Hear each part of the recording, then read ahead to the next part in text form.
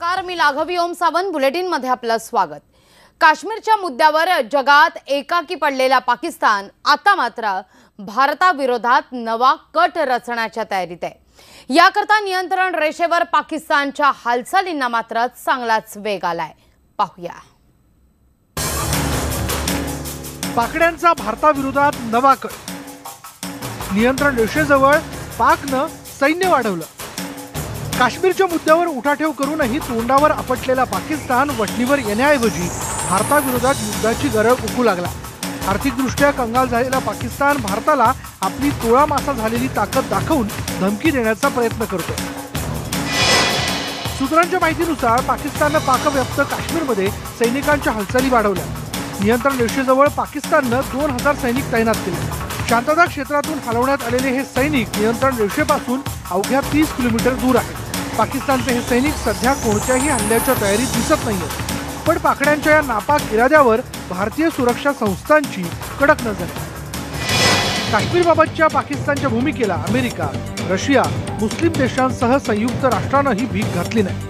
तरीही धावाधाव करणाऱ्या पाकिस्तानची पुन्हा नाचक्की झाली आहे. काश्मीर प्रश्नावर मंगळवारी लंडनमध्ये काश्मीर फ्रीडम मार्च आयोजित करण्यात आला होता. या मोर्चात भारताविरोधात वातावरण भडकवण्यासाठी 2 पाकिस्तानी नेते घुसले. पण आपला वापर करून भारताविरोधात गरळ ओकणाऱ्या या पाकड्यांना मोर्चेकऱ्यांनी चांगलीच अद्दल घडवली. बूट आणि अंडी फेकून त्यांचा समाचार घेण्यात आला.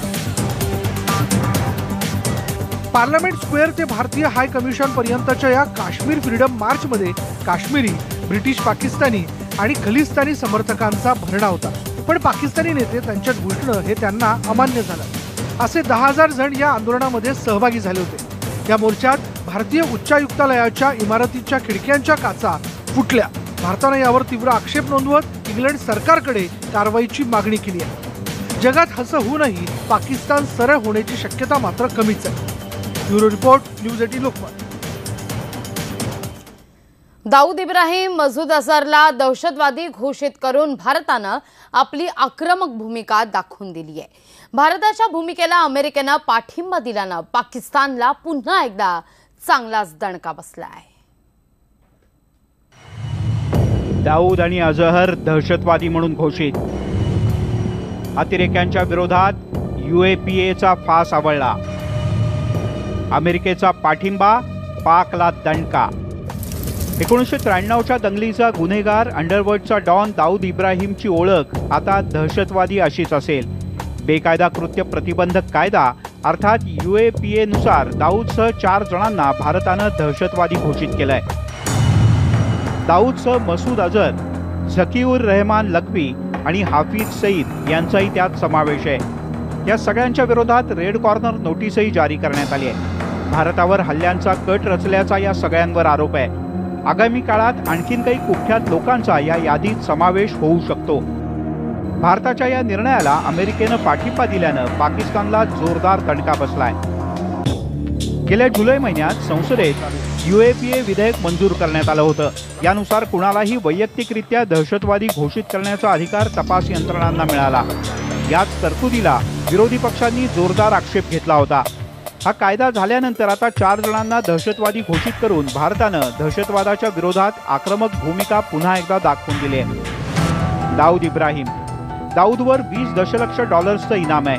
1993च्या बॉम्बस्फोटाचा गुन्हेगार असलेला दाऊद सध्या कराचीत लपलाय. जगातल्या 10 मोस्ट वॉन्टेडमध्ये त्याचा 3रा क्रमांक आहे. मसूद अझहर जैश-ए-मोहम्मदचा संस्थापक आहे.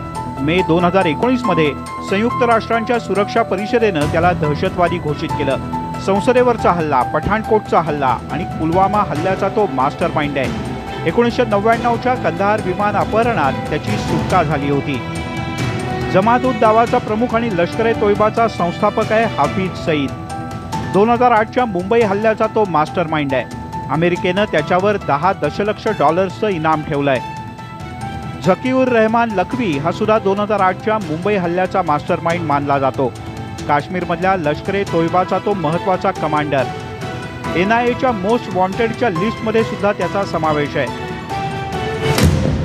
UAPA कायदा झाल्यानंतर पहिल्यांदाच 4 दहशतवाद्यांच्या विरोधात भारतानं आपला फास आवळला आहे. त्यांच्यापर्यंत भारताचे हात पोहोचणार का आणि त्यांना आश्रय देणाऱ्या पाकिस्तानला सुद्धा अद्दल घडणार का, हा मोठा प्रश्न आहे. Bureau report, news 18 Lokmat. संपूर्ण जगात सध्या ब्रिटनचं मात्र हसं होत आहे. ब्रेक्झिटवरून तिथल्या राजकारण्यांनी जो काही गोंधळ माजवलाय तसं इतिहासात दुसरं उदाहरणच नाहीये.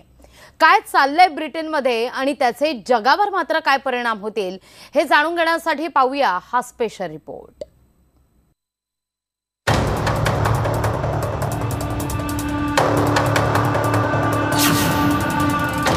पंतप्रधान बोरिस जॉन्सनना दणका.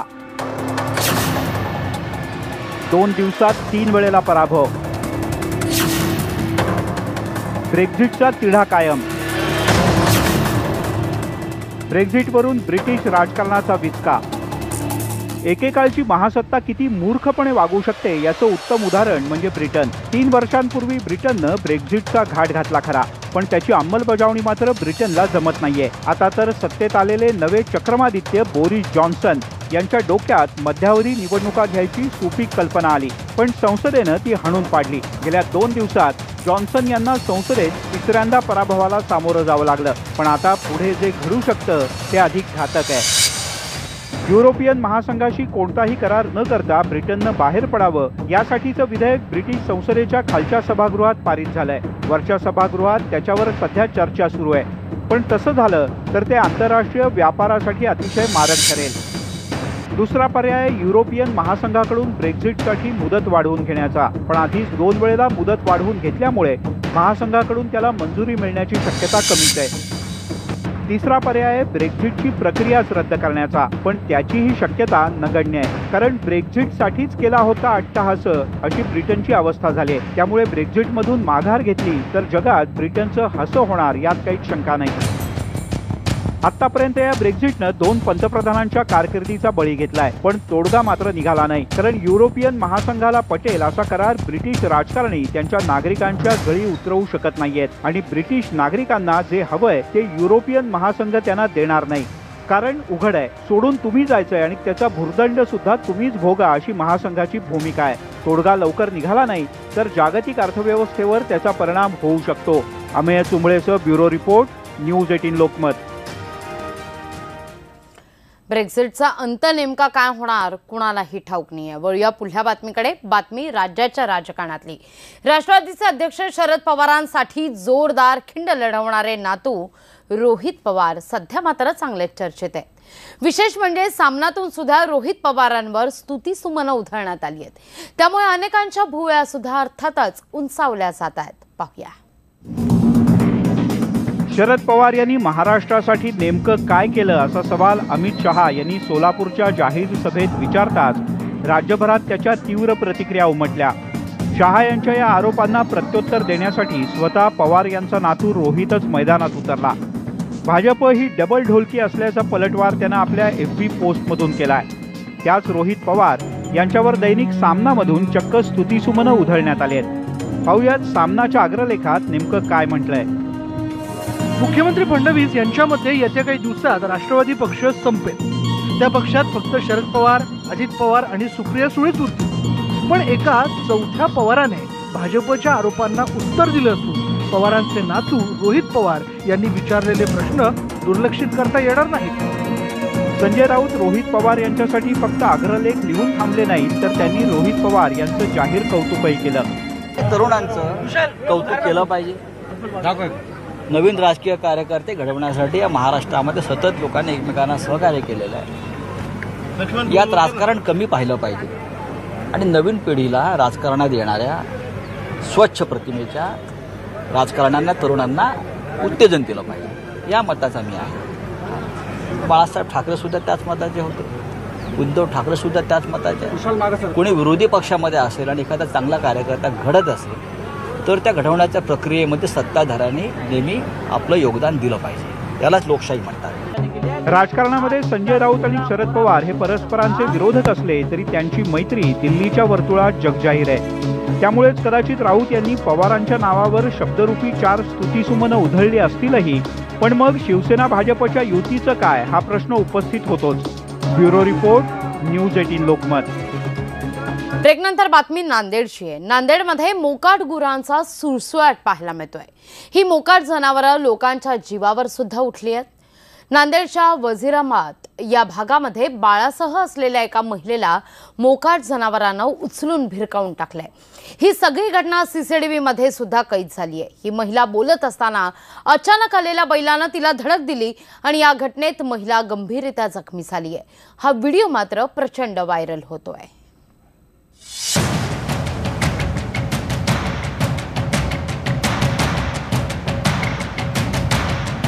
ही दृश्य आहेत नांदेड शहराच्या वजीराबाद परिसरातली. ही महिला आपल्या लहानक्या मुलाला घेऊन उभी आहे आणि मागून अचानक एक वळू आला आणि त्यानं तिला शिंगावर घेतलं. यामुळे या चिमुरड्यासह ही महिला अक्षरशः हवेत फेकली गेली. पुन्हा एकदा पहा नेमकं काय घडलं.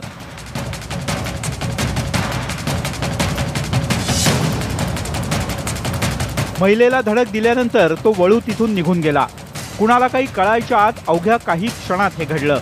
सीसीटीव्ही कॅमेऱ्यात हा सगळा प्रकार कैद झालाय. या घटनेमध्ये ती महिला गंभीररित्या जखमी झाली आहे.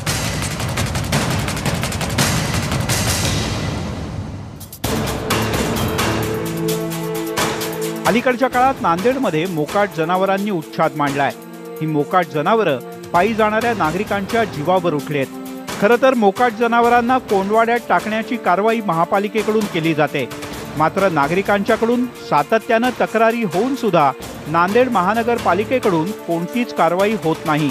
यामुळे नागरिक हैराण झाले आहेत. नांदेड महापालिका प्रशासनाला कधी जाग येणार हाच खरा प्रश्न आहे. मुजीब शेख, न्यूज 18 लोकमत, नांदेड. वेळ झाली.